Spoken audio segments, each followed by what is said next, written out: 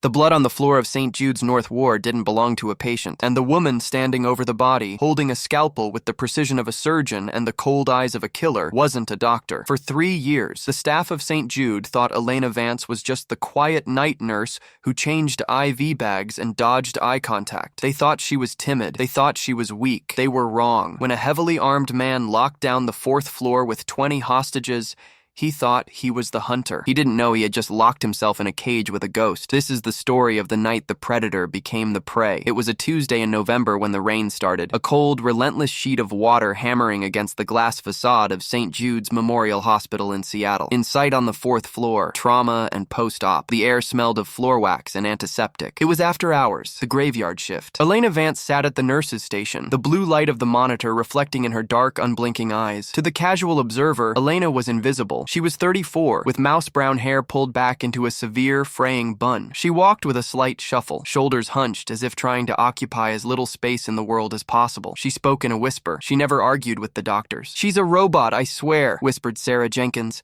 a 22-year-old nurse fresh out of college, scrolling through TikTok on her phone at the other end of the desk. "I asked her what she did this weekend, and she said, 'Laundry? Who does laundry for 48 hours? Dr. Marcus Halloway, the lead trauma surgeon on call, didn't even look up from his charts. "As long as she preps the meds correctly, Sarah, I don't care if she stares at a wall. Just keep her away from the families. She has the bedside manner of a wet mop." Halloway was brilliant, arrogant, and tired. He had just finished a 6-hour vascular repair on a gunshot victim from downtown and was running on caffeine and ego. He didn't notice things about people like Elena. He didn't notice that while she shuffled her feet, she never made a sound. He didn't notice that when a tray dropped in the cafeteria 3 floors down, Elena didn't jump. She shifted her weight to the balls of her feet, her eyes darting to the exits before anyone else registered the noise. He didn't notice the scar tissue running like a jagged road map from her collarbone down her right shoulder, hidden beneath her scrub top. Elena typed her notes.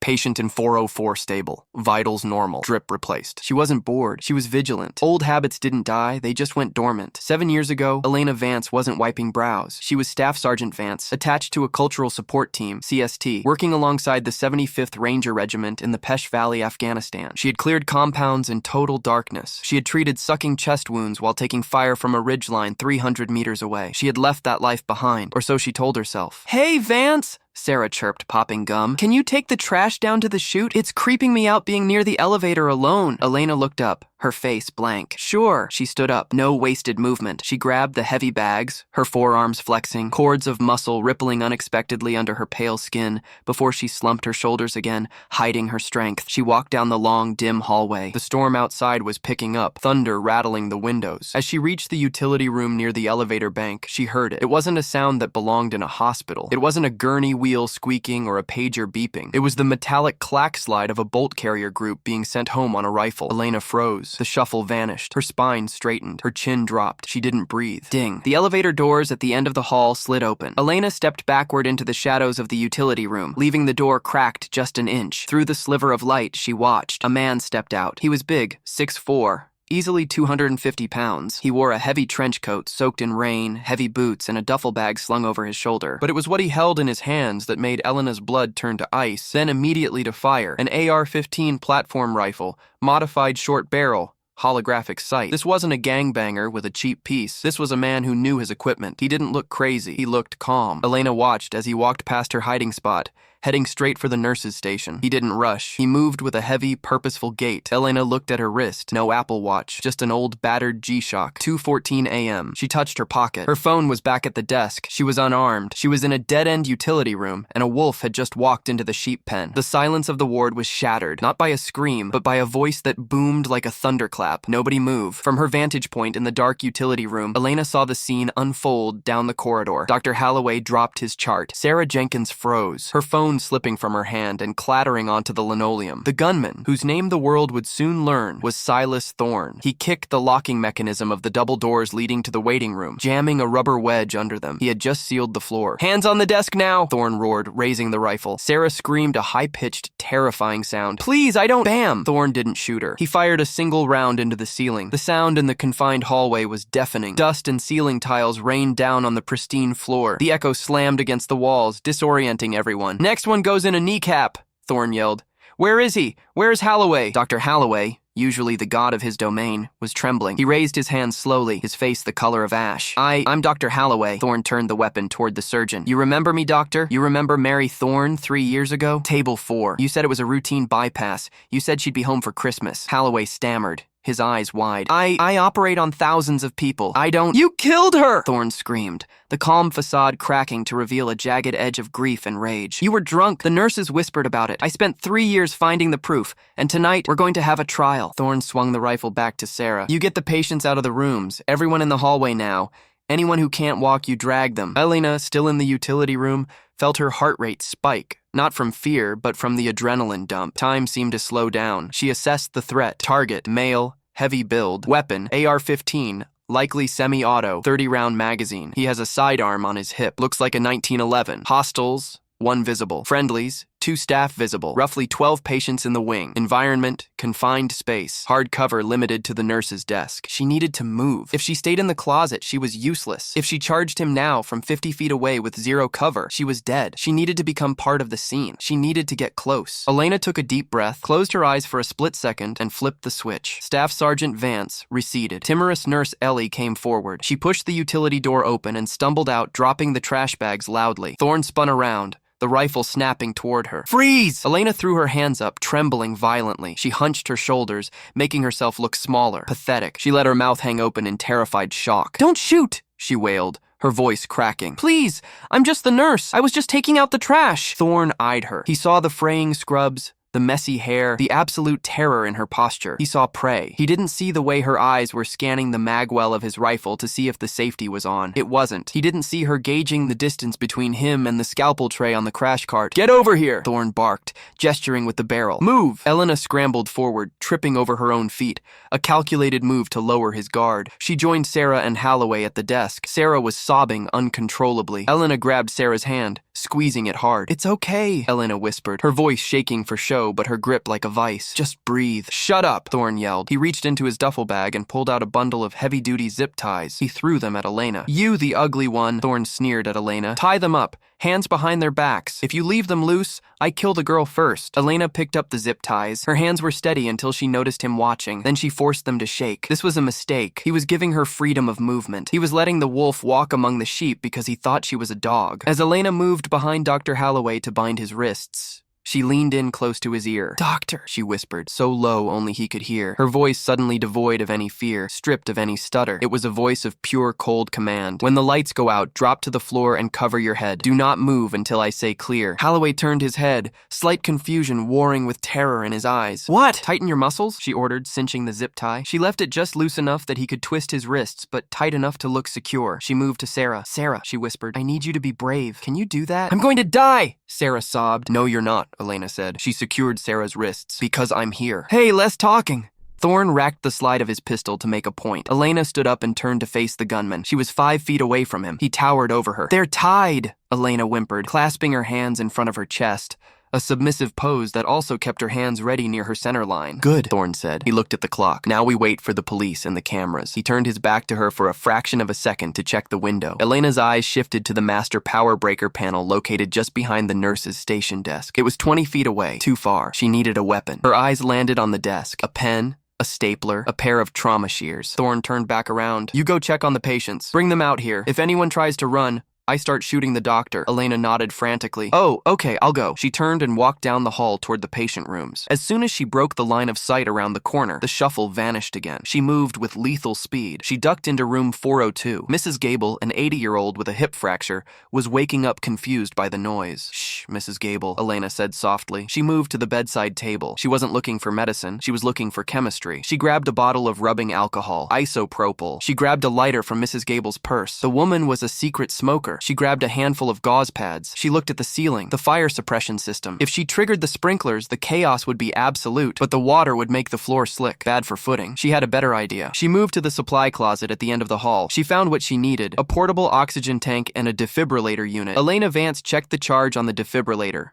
full. She ripped the sleeves off her scrub top, tying the fabric tight around her knuckles to protect them. She took a deep breath. The Ranger Creed echoed in the back of her mind. I will never leave a fallen comrade to fall into the hands of the enemy. She stepped back out into the hallway. Hey! Thorn shouted from the station. What's taking so long? Elena walked back toward the light, but she wasn't hunched over anymore. She was walking tall. In her right hand, hidden behind her leg, she held the trauma shears she had swiped from a cart in the hall. In her left, she gripped a glass vial of succinylmethonium, a paralytic agent. I had to help Mrs. Gable, Elena called out. Her voice was different now. It carried. It was steady. Thorn squinted. He sensed the shift. The air in the room changed. The prey wasn't acting like prey anymore. Stop right there. Thorn raised the rifle. Elena stopped. She was 10 meters away. You look different, Thorn said, narrowing his eyes. It's the lighting, Elena said flatly. Get on your knees, Thorn commanded. Elena looked him dead in the eye. No. The silence that followed was heavier than the storm outside. Holloway gasped. Sarah stopped crying, staring at Elena in disbelief. What did you say to me? Thorn whispered, stepping forward, the rifle aimed at her chest. I said, no, Elena repeated. She shifted her weight. And you should have checked the back exit. Silas Thorn flinched his head, jerking instinctively toward the hallway behind him. It was a lie. There was no back exit, unlocked, but the distraction bought her 0.5 seconds. Elena moved. The human eye takes roughly 150 milliseconds to process a visual stimulus, and another 100 milliseconds to send a motor signal to the muscles. In the world of close-quarters battle, a quarter of a second is an eternity. It is the difference between life and a folded flag. When Silas Thorn turned his head to check the imaginary back exit, he gave Elena that quarter second. She didn't run. Running triggers the predator reflex to chase. Instead, she exploded forward in a low crouch, covering the 10 meters between them with terrifying speed. She wasn't moving like a nurse. She was moving like a projectile. Thorn realized the ruse instantly. His head snapped back, his finger tightening on the trigger of the AR-15. Crack. A round went off, but his aim was high. The bullet shattered the fluorescent light fixture above Elena's head, showering the hallway in sparks and glass. Elena didn't flinch. She slid on her knees for the last meter, coming in under the barrel of the rifle. She didn't go for his face. She went for the weapon. Her left hand, still gripping the glass vial of succinylmethonium, smashed upward against the handguard of the rifle, forcing the muzzle toward the ceiling. Simultaneously, her right hand holding the trauma shears drove downward. She wasn't trying to stab him. The trench coat was too thick. She jammed the shears into the ejection port of the rifle, twisting violently. Metal screeched against metal. The bolt carrier group jammed. The rifle was now a 10-pound club. Thorn roared a sound of pure animal rage. He released the rifle with one hand and backhanded Elena across the face. The blow was heavy. It lifted her off the floor and sent her skidding across the wax tiles. She tasted copper. Her vision blurred for a microsecond. You bitch! Thorn screamed. He racked the charging handle, but the shears were wedged deep. The gun was dead. He dropped the rifle and reached for the 1911 pistol on his hip. Elena shook the cobwebs from her head. She was on the floor 5 feet away. She couldn't beat him to the drawer. She looked at Holloway and Sarah, who were frozen in horror. Run! Elena screamed, her voice cutting through the ringing in their ears. Get to the stairwell! The command broke their paralysis. Holloway grabbed Sarah by the arm, dragging her toward the fire exit. Thorn pulled the pistol. He leveled it at the fleeing doctor. Elena grabbed the nearest object, a heavy-wheeled IV stand, and shoved it with all her strength. It rolled into Thorn's legs, just as he fired. Bang! The shot went wide, burying itself in the drywall next to Sarah's head. They burst through the stairwell doors, disappearing into the concrete safety of the escape route. Now it was just Elena and Thorn. Thorn turned his attention back to her. His eyes were maniacal. He raised the pistol. Elena rolled. Bang! Bang! 2 rounds chewed up the floor tiles where she had been a second ago. She scrambled behind the nurse's station desk, putting the heavy laminate counter between her and the bullets. I see you! Thorn yelled, walking slowly toward the desk. You think you're a hero? You're just a dead nurse! Elena pressed her back against the inner wall of the desk. She checked her body. No holes, just a swelling jaw and bruised ribs. She looked at the counter above her. He was coming around the left side. She needed to change the environment. She needed darkness. She looked at the computer terminal on the desk. The uninterruptible power supply, UPS battery backup, was sitting on the floor. Heavy lead acid. She could hear his boots crunching on the broken glass. Crunch, crunch. He was 6 feet away. Elena ripped the power cord of the UPS from the wall. She grabbed the unit, counting the footsteps. Crunch.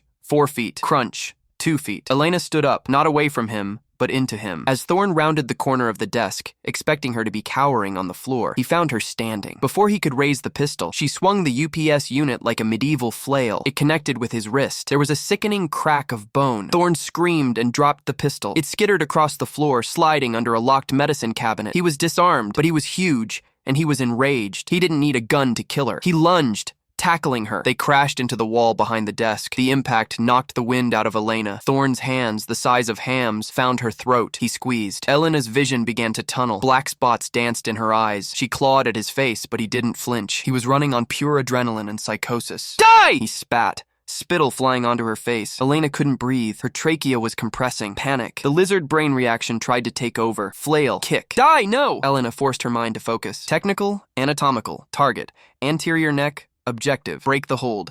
Method. Vagus nerve stimulation or ocular pressure. She stopped clawing at his face. She brought her thumbs to the inside of his elbows, digging into the tender nerve clusters. He grunted, but held on. She needed more. She brought her knees up to her chest, wedging them between her body and his. With a guttural cry, she extended her legs, driving her heels into his solar plexus. The force of the kick broke his grip. Thorne stumbled back, gasping for air. Elena dropped to the floor, gasping. Her throat burned like fire. She looked at the pistol under the cabinet. Too far. She looked at Thorne. He was recovering, shaking his head, his eyes fixing on her with renewed hatred. He pulled a combat knife from his boot, an 8-inch serrated blade. Okay, Thorne wheezed, grinning through the pain. Now it's fun. Elena scrambled backward, kicking open the door to the supply room behind the desk. She threw herself inside and slammed the door, locking the deadbolt just as Thorne's body slammed against it. Thud! Open it! Thorne screamed, slashing at the wood. I'm going to carve you up! Elena backed away from the door. She was trapped in a 10 by 10 supply room. No windows, one door. But she wasn't trapped. She was in the armory. This was a medical supply room. To a civilian, it was bandages and saline. To a ranger,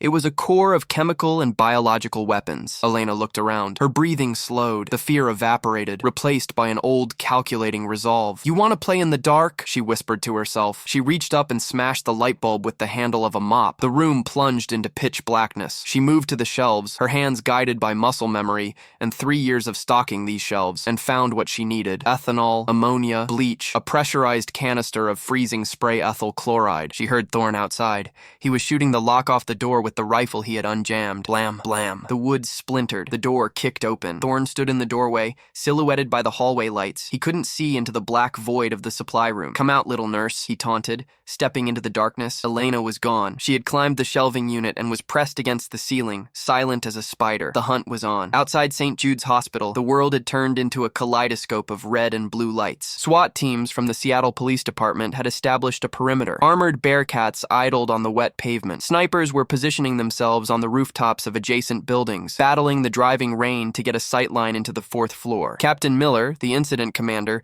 stood by the hood of his cruiser, looking at the blueprints of the hospital. Status, he barked into his radio. We have 2 hostages released, a voice crackled back. Dr. Holloway and a nurse, Sarah Jenkins. They exited via the north stairwell. Get them to the command post now, Miller ordered. 5 minutes later, a trembling Sarah and a shell-shocked Dr. Holloway were wrapped in blankets, standing under the awning of the command tent. Tell me what's happening up there, Miller said, his voice urgent. How many shooters? 1. Holloway said, his voice raspy. Big guy, heavy weapons. Who is still in there? Patience, Sarah sobbed. And Elena? Elena, Miller asked. Another nurse? Yeah, Holloway said, wiping rain from his face. But she's not just a nurse, Miller frowned. What do you mean? Holloway looked at the police captain, his eyes wide with a mixture of confusion and awe. She took him apart. She jammed his rifle with a pair of scissors. She hit him with a battery backup. The way she moved. Captain, I've seen soldiers before. Elena isn't a nurse. She's a war machine. Miller turned to his aide. Run the name. Elena Vance. I want to know who is in that building. The aide typed furiously on a laptop. A moment later, he stopped. He looked up, his face pale. Captain, the aide said, you're going to want to see this. Miller looked at the screen. Name, Vance, Elena. Rank, Staff Sergeant Rhett. Unit, 75th Ranger Regiment Cultural Support Team. Decorations, Silver Star, 2 Purple Hearts. Notes, honorable discharge following IED injury in Kandahar. Specializations include SAR, survival, evasion, resistance, and escape level C, combat medic, close quarters battle. Miller stared at the screen. He looked back up at the 4th floor where the lights were flickering. God help that gunman, Miller muttered. Stand down the entry team. We don't want to get in her way. The darkness was Elena's ally. She had lived in the dark for months at a time in the mountains of the Hindu Kush. She knew how sound traveled in it. She knew how fear tasted in it. Thorne moved slowly into the room, leading with his knife. He was breathing heavily, a loud rasping sound that gave away his position every second. I know you're in here, he hissed. Elena hung from the top shelf of the metal rack, her legs wrapped around the uprights. She was directly above him. In her hand, she held a makeshift weapon, a 500 ml little glass bottle of ether wrapped in a towel. She waited. Thorne took another step. He was directly below her. Elena released her hold on the shelf with her legs and dropped. She didn't land on him. She landed behind him, silent as a cat. Thorn spun around, slashing the air with his knife. Elena ducked the blade, feeling the wind of it pass over her ear. She stepped in, jamming the towel-wrapped bottle of ether into his face. She smashed the glass against his nose. The bottle shattered. The liquid soaked the towel in his face. The fumes were instant and overpowering. Thorn gagged, flailing. He slashed blindly with the knife, catching Elena's scrub top, slicing a thin line across her stomach. She ignored the pain. She held the towel over his face, riding his back as he thrashed like a bull. "Breathe deep," she whispered in his ear. Thorn's knees buckled. The ether was entering his bloodstream, depressing his central nervous system. His movements became sluggish. The knife dropped from his hand. He fell to his knees, then to his face. Elena rolled off him, gasping for fresh air. The fumes were making her dizzy too. She scrambled to the door, kicking it open to let the hallway light and air in. She looked back at Thorn. He was unconscious, a heap of wet trench coat and muscle on the floor. It was over, or so she thought. As Elena leaned against the doorframe, trying to catch her breath,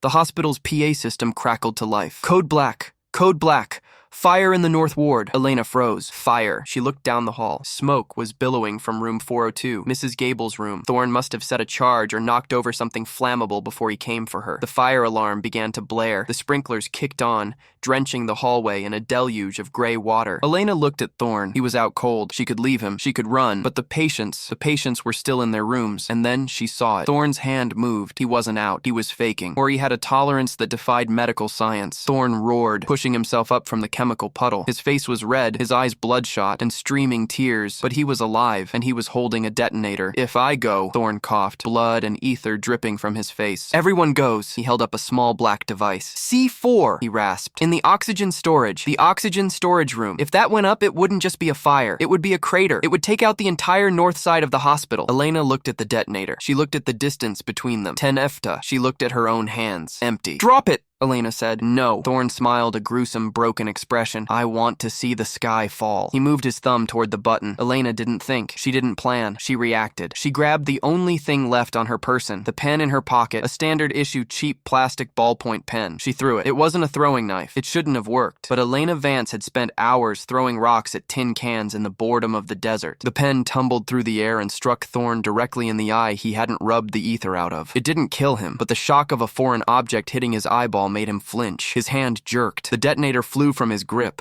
sliding across the wet floor toward the elevator shaft. "No!" Thorn screamed. He dove for it. Elena dove for him. They collided in the wet, smoky hallway, rolling over broken glass and water. It wasn't tactical anymore. It was a brawl. Thorn punched her in the ribs. She felt something crack. Elena headbutted him with her forehead, smashing into his broken nose. He screamed, blinding him with pain. Elena scrambled on top of him. She trapped his arm. She wrapped her legs around his neck in a triangle choke. She squeezed. "Go to sleep," she gritted out, her face contorted with effort. "Go to sleep," Thorn thrashed. He clawed at her legs. He tried to stand up, lifting her off the ground with him, but Elena Vance was an army ranger. She held on. She squeezed until her own muscles screamed. Thorn's struggles slowed. His arm went limp. His head lulled back. Elena held it for another 10 seconds, just to be sure. Then she let go. Thorn dropped to the floor, motionless. Elena lay next to him, staring up at the sprinklers raining down on them. She was bleeding, bruised and exhausted. She closed her eyes. "Clear," she whispered to the empty hall. But the night wasn't over. The fire in room 402 was growing. The smoke was getting thicker, and she had 12 patients who couldn't walk. Elena Vance stood up. She wiped the blood from her mouth. She grabbed Thorn's ankles and dragged him into the supply room, locking the door from the outside with a zip tie she found on the floor. Then she turned toward the fire. "Time to go to work," she said. The silence that followed the fight was short-lived. It was replaced by a sound far more terrifying than a gunshot, the roar of a fire finding its breath. The sprinklers were hissing, coating everything in a cold gray mist, but they were losing the battle. Room 402 wasn't just burning, it was an accelerant-fueled furnace. The black smoke billowed out into the corridor, rolling along the ceiling like an inverted ocean. It was thick, oily, and acrid, the smell of melting plastic and burning linen. Elena coughed, the taste of soot mixing with the copper taste of blood in her mouth. She forced herself to stand. Her ribs screamed in protest, likely 2 fractures from Thorn's boots. Her stomach burned from the knife graze. Her head swam from the ether fumes, but the ranger switch was still flipped on. Pain is information. Information is actionable. Ignore the pain. Act on the objective. Objective 1, contain the blast threat. Objective 2, evacuate the non-ambulatory. Elena limped toward the oxygen storage room. It was adjacent to room 402. The wall separating them was already hot to the touch. Inside that room were 20 tanks of compressed oxygen. If the heat compromised the structural integrity of those tanks, or if the fire reached the C4 Thorne had planted, St. Jude's wouldn't just have a fire, it would have a hole in its side the size of a city block. She tried the handle of the oxygen room. Locked. She looked through the small reinforced window. She saw the brick of C4 taped to the main manifold. It wasn't wired to a timer. Thorne had lied, or rather the detonator she had kicked away was the only trigger. C4 is remarkably stable. You can shoot it or burn it, and it usually won't explode without a shockwave from a blasting cap, usually. But the oxygen tanks were the real problem. If they ruptured from the heat, the pressure release would be catastrophic. Elena grabbed a stack of towels from a linen cart. She soaked them in the water pooling on the floor. She wedged them tightly into the crack under the oxygen room door, creating a seal to keep the superheated smoke out and insulate the room for a few more precious minutes. It was a band-aid on a bullet wound, but it bought time. She turned her attention to room 402. Gable. The door to 402 was open, vomiting black smoke. The heat coming out of it was blistering. Elena took a breath of the relatively cleaner air near the floor, pulled the collar of her scrub top over her nose, and crawled in. Visibility was zero. The heat was oppressive, searing her skin. The orange glow of flames licked the curtains and the ceiling tiles. "Mrs. Gable!" Elena shouted into the roar. A weak cough answered her from the far side of the bed. Elena crawled on her elbows and knees, keeping below the thermal layer. She found the bed. It was empty. Mrs. Gable had tried to get out and fallen. Elena's hand brushed against soft fabric. A nightgown. "I've got you," Elena grunted. She grabbed the elderly woman's wrist. Mrs. Gable was dead weight, terrified, and semi-conscious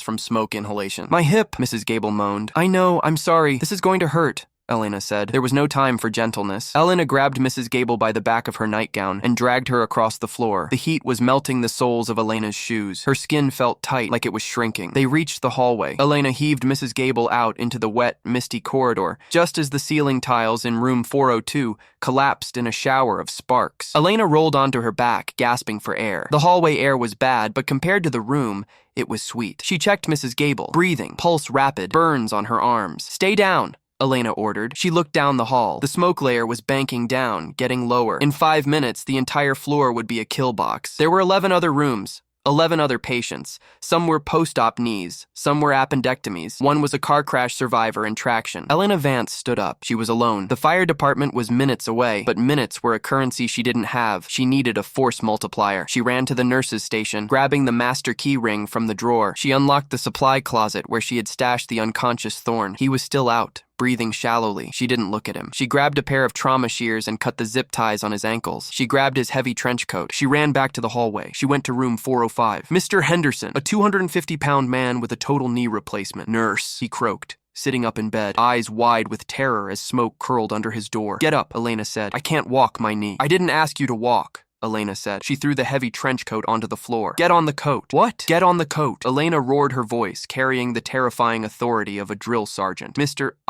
Henderson scrambled out of bed, adrenaline overriding his pain, and flopped onto the trench coat. Elena grabbed the collar of the coat. It made a perfect sled. The wax floors, slick with water from the sprinklers, reduced the friction. She dug her heels in and pulled. Mr. Henderson slid into the hallway. "Hold Mrs. Gable's hand," Elena commanded, parking him next to the old woman. "Do not let go." She went to the next room and the next. She was moving like a machine now. Breach secure, extract. She used bed sheets. She used wheelchairs. She linked them together in the center of the hallway, away from the burning walls. The fire had breached the hallway ceiling now. Flaming debris dropped like rain. The heat was becoming unbearable. Elena had 10 patients in the train. 2 were missing. Room 410. A young boy, Leo, recovering from a ruptured spleen. Room 412. A comatose patient on a ventilator. The path to 410 was blocked by a wall of fire. The ceiling had partially collapsed. Elena looked at the fire. She looked at the water soaking her scrubs. She ran to the janitor's cart. She grabbed a bucket of water and dumped it over her own head. Then she took a deep breath, lowered her head, and ran straight through the wall of fire. Captain Miller of the Seattle SWAT team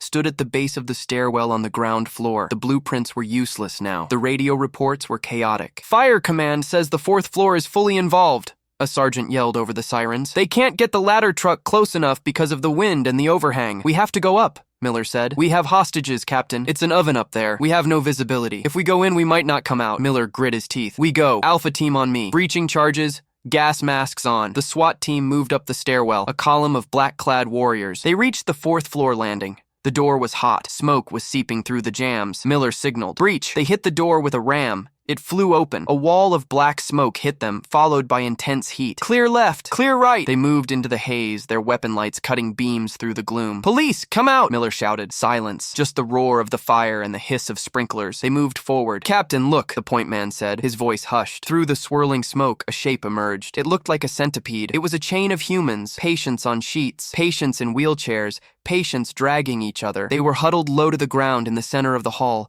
covered in wet blankets. Get them out. Go, go, Miller ordered. The SWAT officers slung their rifles and began grabbing patients, hauling them toward the stairwell. Where is the nurse? Miller asked Mr. Henderson as he dragged the big man to safety. She went back, Henderson coughed, pointing into the orange glow at the end of the hall. She went back for the kid. Miller looked down the hall. The ceiling was sagging. The structural integrity was failing. Vance! Miller screamed. Vance! No answer. Captain, we have to pull back. The roof is coming down, the sergeant yelled. Miller hesitated. He knew the protocol. Never trade a life for a body. If she was in that inferno, she was gone. Pull back, Miller ordered. Get these people out. The team retreated, the heavy fire door slamming shut behind them, sealing the 4th floor. Elena wasn't dead, but she was close. She had made it to room 410. She found Leo hiding under his bed, screaming. She dragged him out, shielding his body with hers as burning ceiling tiles rained down. She got him to the hallway, but the path back to the stairwell was blocked by the collapse that had forced SWAT back. She was cut off. She looked around. The heat was baking her eyes. Her skin was blistering. She had Leo in her arms. He was light, maybe 60 lbs. Hold on to my neck, Leo, she rasped. Don't let go! She couldn't go back. She couldn't go forward. She looked at the window in room 410. It was a solid pane of reinforced glass, non-opening. St. Jude's was a suicide prevention facility as well. The windows were unbreakable. Elena grabbed a heavy oxygen tank from the corner. She swung it at the window. It bounced off. She swung again. A spiderweb crack appeared. She swung a third time, screaming with the effort, putting every ounce of her remaining strength into the blow. Smash! The glass shattered. The wind from the storm outside rushed in, feeding the fire, creating a backdraft effect. The door to the room slammed shut from the pressure change. Elena ran to the window. She looked down. 4 stories, 50 FT. Below on the concrete, she saw the lights of the police cars. She saw the fire trucks. She saw the extended ladder of the fire truck. It was fully extended, but the wind was whipping it around. It was still 10 FT away from the window and 5 FT below. It was too far to jump, especially with a child, but the fire was eating the door. It was coming through the wood. Elena climbed onto the sill. The rain lashed her face. Leo! She yelled over the wind. Do you trust me? The boy was sobbing, buried in her neck. No. Good, Elena said. Trust gravity. She didn't jump for the ladder. She jumped for the drainage pipe running down the side of the building 3 feet to her left. She launched herself into the void. Her right hand caught the rusted iron pipe. The wet metal was slick. Her grip slipped. She fell. She clawed at the pipe, her fingernails tearing. Her left arm, clutching the boy, was useless for climbing. Her hand caught a bracket. It held her shoulder wrenched with a sickening pop, a dislocation. She hung there, 40 feet above the ground, dangling by one arm, the boy clinging to her chest. The fire roared out of the window she had just exited, a tongue of flame licking the air where she had stood seconds ago. Hang on! A voice shouted from below. The ladder truck was maneuvering. The firefighter in the bucket was extending his reach. Grab my hand! The firefighter screamed. He was still 4 feet away. Elena looked at her arm. It was spasming. She was losing her grip. Take him! Elena yelled. She swung her body using her last reserve of momentum. She swung toward the ladder. Leo, reach! The boy reached out. The firefighter lunged. He caught the boy's wrist. He pulled him into the bucket. Elena swung back toward the pipe. Her hand slammed against the wet metal. She slipped. She fell. The crowd below gasped. A collective scream rose from the onlookers. Elena fell 1 story, but she didn't hit the ground. As she passed the 3rd floor window, her boot caught on a heavy external air conditioning unit bracket. It spun her around, slamming her body against the brick wall. She grabbed the grate of the AC unit with her good hand. She hung there, battered, burned, with a dislocated shoulder, dangling, bleeding from a dozen cuts, suspended 30 feet in the air. The firefighter in the bucket lowered the controls rapidly. The bucket descended. I got you! I got you! The firefighter yelled, maneuvering the basket under her feet. Elena let go. She collapsed into the basket, landing in a heap of wet scrubs and blood. The firefighter keyed his radio. I have the child, and I have the woman. She's alive. Repeat, the ranger is alive. As the bucket lowered to the ground, the crowd broke the police line. But it wasn't a mob. It was the staff. It was Dr. Holloway. It was Sarah. They ran toward the truck. When the basket touched the asphalt, Elena tried to stand up. She failed. Holloway was there. He grabbed her uninjured side. I got you, Elena, Holloway said, tears streaming down his face. I got you. Elena looked at him. Her face was black with soot, her hair singed, her eyes haunted. "The count," she whispered. "What? The head count?" she rasped. "Did we get them all?" Holloway looked at Captain Miller, who had just run up. "We cleared the stairwell," Miller said. 11 patients plus the boy. "And you, Thorne?" Elena whispered. "Supply closet. Zip ties." Miller's eyes widened. "You got him out too." Elena didn't answer. Her eyes rolled back in her head. Her knees buckled. She collapsed into Holloway's arms, the adrenaline finally ceding territory to the trauma. The ghost of Ward 4 had finally run out of fuel. The steady beep, beep, beep was the first thing Elena heard. For the first time in her life, she wasn't the one monitoring the machine. She was the one attached to it. She opened her eyes to the sterile white of the ICU. Dr. Marcus Holloway sat in a plastic chair by her bed, looking like he hadn't slept in 3 days. He wasn't wearing his white coat. "Welcome back, Sergeant," he whispered. "The patients," Elena rasped, her throat raw from the smoke. "All of them." Marcus smiled, tears brimming in his eyes. "Every single one made it out, even the kid. You threw him into a firefighter's arms from 40 FT up." Elena nodded, relief washing over her battered body. She had 3 broken ribs, a dislocated shoulder, and second-degree burns across her back. Thorne was currently in the prison ward at Harborview, handcuffed to a bed with multiple fractures. He was done. "I read your file," Marcus said, his voice trembling. "For 3 years, I treated you like furniture. I snapped at you. I ignored you. I didn't know I was standing next to a giant. I just did my job," Elena murmured. "No, you did mine," Marcus counted. He leaned in, his expression haunted. "Thorne, before he went down, he screamed that I was drunk that night 3 years ago when his wife died." He looked at her, terrified of the answer. "Was I, Elena? I was in a dark place then. I don't remember." Elena looked at the brilliant surgeon who had saved hundreds of lives. She remembered the smell of scotch on his breath that night. She remembered stepping in to steady his hand. But she also remembered that Mary Thorne had died of a massive embolism that no doctor, drunk or sober, could have stopped. "You were tired, Marcus," she lied, her voice steady and commanding. "You were sober. You did everything right." Marcus slumped back, the crushing weight of 3 years lifting from his shoulders. She had saved his life in the fire, and now with that one mercy, she had saved his soul. 3 weeks later, the press filled the hospital lobby, clamoring for the Angel of St. Jude's. The mayor was there with a key to the city, but the podium remained empty. Up on the 4th floor, amidst the smell of fresh paint and drywall, Elena Vance stood at the nurse's station. Sarah Jenkins, no longer glued to her phone, walked up and handed her a small box. "We know you hate the spotlight, but the staff, we needed to do this." Inside was a new name badge. It didn't just say Elena Vance, RN. It read, Elena Vance, Ranger, Charge Nurse. Charge Nurse? Elena raised an eyebrow. "That means more paperwork. It means you run the show," Marcus said, stepping off the elevator. "Though I think you always have." Elena clipped the badge to her scrubs. She looked at her team, not just co-workers anymore, but a squad. She took a deep breath. The war was over, but the mission never ended. "All right," Elena said, her voice sharp. "The show's over. Mrs. Gable needs her meds. Let's get to work." She turned and walked down the hall, silent as a ghost, ready for the night watch. And that is the story of Elena Vance. It's a story that reminds us that heroes don't always wear capes, and they don't always wear uniforms. Sometimes they wear frayed scrubs and comfortable shoes. Sometimes the person saving your life is the one person you never bothered to say hello to. In a world obsessed with loud voices and viral moments,